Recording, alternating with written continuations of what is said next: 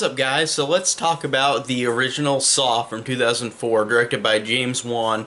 And this is going to be a collab with Derek from Derek's Horror Corner. He's going to do the franchise as well. And we're at least collabing on the first film.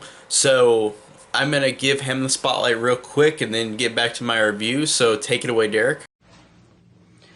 Hey Corey, thanks for letting me collab with you on the Saw franchise. So today we'll be reviewing the original Saw, which I just rewatched a minute ago. I was a huge fan of the Saw franchise growing up. I saw 3 through 7 all in the theaters, some multiple times. I've owned them on DVD for years, and I've seen all of them probably 10 or 15 times. So I am a huge Saw fan. It's one of my favorite horror franchises. So I have some controversial opinions on the first one, I think. I know the first one is really beloved, and a lot of people consider it to be the best one.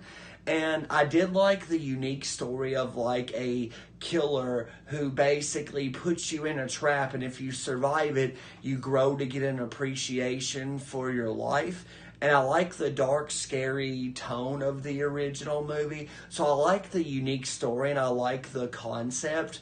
But there were some issues with this one to me. Like, for the character-wise, Carly Hughes as Dr. Gordon, he's really good, especially in the last act when he starts getting emotional. And Danny Glover's Detective Tapp is really good. But I felt like all the other characters were really mediocre and kind of weak and kind of forgettable and boring.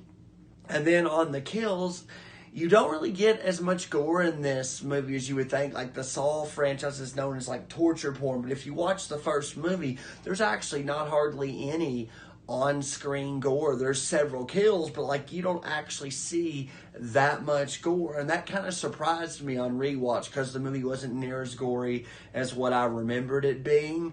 I also felt like the pacing could have been better. I felt like the first half to 2/3 of the movie was really boring, and it just wouldn't hold me and my wife's attention when we were rewatching it. So on rewatch, it was a lot slower and not as well paced as what I remember the first one being. So it's not super rewatchable to me, but the ending is iconic.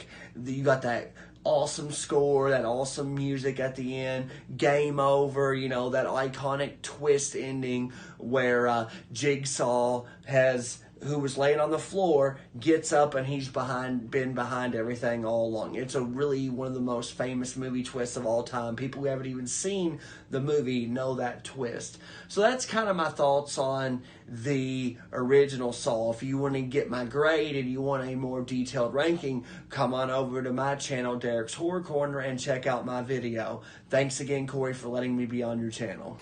All right, thanks, Derek. Thanks again for joining me. That's so cool that you were in on the first film with me, because the first Saw movie, I really do enjoy, and I do really enjoy the franchise as a whole. The Saw franchise, it's funny because it's so entertaining, but it's entertaining in a way where it's like silly, because these movies become incredibly convoluted in a way where it's like every single movie after the first couple, they've got flashbacks and scenes to every other one of them, and every sequel that they put out, they will have more flashbacks and connections to other movies with characters you didn't even know were in the other movies and at that time. And it's really an interesting franchise, and even though it's convoluted, I don't take that as like a negative in terms of like I don't like it. I just think it's an interesting thing that these movies become very, very fascinating with just how they keep changing stuff up, and I do like that. I think that it's interesting. It makes the franchise stay on its toes, even though it makes it more or less plausible. But still, the first Saw, the movie that created torture porn as a trending subgenre that would go on with movies like Hostel, released a year or two after this, that would like start this trend of torture porn movies, like that became big. And torture porn is not typically the genre of like horror that I go to. Slashers are what I usually go to. I love slasher movies, but torture porn is fine. I know the point of torture porn is to just make you cringe and make you feel nasty watching them.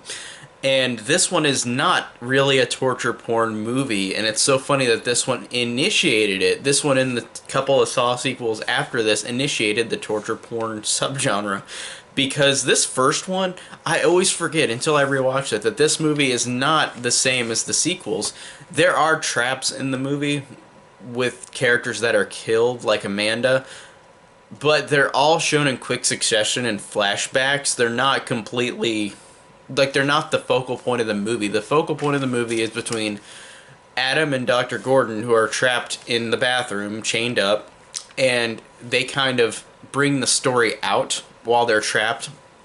And there's also a detective story where Danny Glover is doing this detective story at the same time, trying to figure out who is doing all these killings, because the person who does this, revealed at the end to be John Kramer, doesn't really technically kill anybody. He just puts them in complex, horrible traps that make them kill themselves or kill other people. So he is a very fascinating villain, and the story is very interesting. Again, it's interesting having just Dr. Gordon and Adam, these two characters, learn about each other while Dr. Gordon's family is terrorized and in danger, while he's trapped up and can't escape. And I think that's awesome. And Carrie Elways is great in the role, as is Lee Winnell. And so is Danny Glover. Like, they're all good in this movie. Like, the performances in this movie are really, really fantastic, and I really do like them a lot. And again, I want to get back to John Kramer. He's a very interesting villain because this guy, again, sets these horrific traps up to where he doesn't technically kill anybody. He creates these traps, he initiates these people in the traps to either kill themselves or kill somebody in horrific and grisly ways. And he is a fascinating villain because his viewpoint as a villain is that he wants to have people appreciate life by having them, if they survive these horrible traps, like, they will appreciate life more. And you'll see in the sequels that Amanda especially becomes like his accomplice because she survives that bear trap trap. And I do think it's interesting how they go along with the stories in all these films. Like, it is fascinating. So yeah, I really like the story. I really like the characters. I really like the villain because he's a different horror villain that is technically not. He technically doesn't kill anybody. He initiates these traps, and I do like that. That makes him a complex villain, I think, as this film and the other films in the franchise. So I really do like that a lot as well, and I really think that it's just such a fascinating movie because I do like how this one is more subtle than the sequels, where it's not just about people in traps. This one is about a detective story, and people always forget that, and I forget about that. Whenever I rewatch this first movie, I always forget that it's not as much about the traps, which I'm totally fine with because this is a fascinating detective story. That is a great mystery that unfolds because you don't even know who the killer or who the guy is that's doing all this. Who's John Kramer. You don't even know who he is until the end of the movie. And I feel like if I saw this in 2004 in the theater, it would be a great mystery, and people would have been really, really fascinated. And I feel like people still are. And that twist ending where John Kramer has been there the whole time in the room, the guy who shot himself, he was actually alive. He gets up and locks Adam in that room, and Adam dies, sits there to rot and die. That was such an incredible ending that it's one of the best, like, twist endings ever because John Kramer's just there, like he's sedated, I guess. He sedated himself, so, like, he's not moving, but he finally wakes up and he goes and leaves Adam in there to die. That is horrific. That's really, really, really a great ending, and I love the twist in this movie. And this would also be an ongoing trend with all the other Saw movies, where every Saw movie has a twist. Every single one of them. And again, they get pretty implausible, but they're also fun, and I really enjoy them. So, the first twist is a revolutionary twist, though, for horror. The villain is revolutionary.